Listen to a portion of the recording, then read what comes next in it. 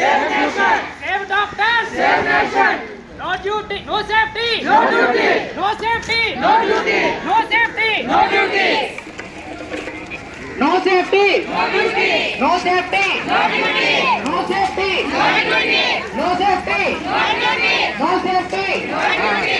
No safety. No duty. We want Justice. We want Justice. We want Justice. We want Justice. We want Justice. We want justice.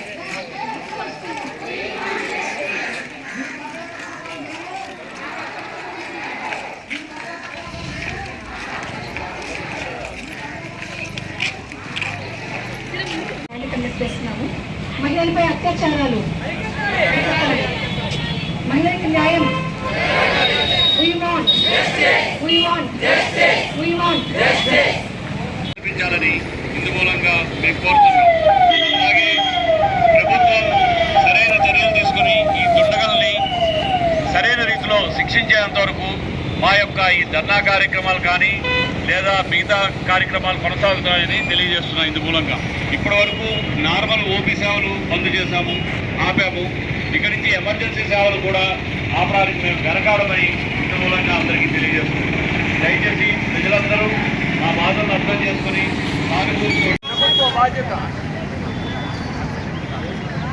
ఈరోజు కలకత్తా దగ్గర జరిగిన సంఘటన ఒక ప్రభుత్వ వైద్యురాలు డ్యూటీలో ఉంటుండగా అమానుషంగా మనిషిలా గుర్తించుకున్న ఒక వైద్యురాలిపై ఒక అత్యాచారం చేసి ఇలాగా చంపేసి అమానుషంగా అక్కడే పడేశారు. అటువంటి పరిస్థితులు ఇంకెప్పుడు రిపీట్ అవ్వకూడదు అనేసి మేము ఈ ధర్నా చేస్తున్నాం. అది ఎక్కడో జరగచ్చు. ఈ రోజు మనం ఇక్కడ ఒక వైద్యులందరూ కూడా ఇక్కడ ఈ ఒక కారణం ఏంటంటే ఇటువంటి సంఘటనలు జరగకూడదు ఒకటోది.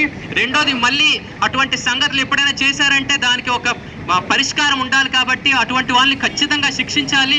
ఆ ప్రభుత్వం వెంటనే యాక్షన్ తీసుకోవాలి.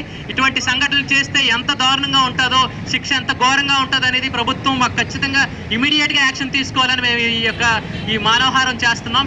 ఖచ్చితంగా ఇటువంటి సంఘటనలు చేసినప్పుడు ఆ యొక్క ప్రతి ఒక్క అధికారి కూడా మన కుటుంబంలో ఒక వ్యక్తికి ఇలా జరిగితే ఎలా రెస్పాండ్ అవుతామో, ఇదేదో డాక్టర్ల ప్రాబ్లం కాదు, ఇదేదో ఒక కుటుంబంకి సంబంధించిన ప్రాబ్లం కాదు. ఇటువంటి సంఘటనలు ఎప్పుడు కూడా జరగకూడదని చెప్పేసి మేము ఖండిస్తున్నాం. We want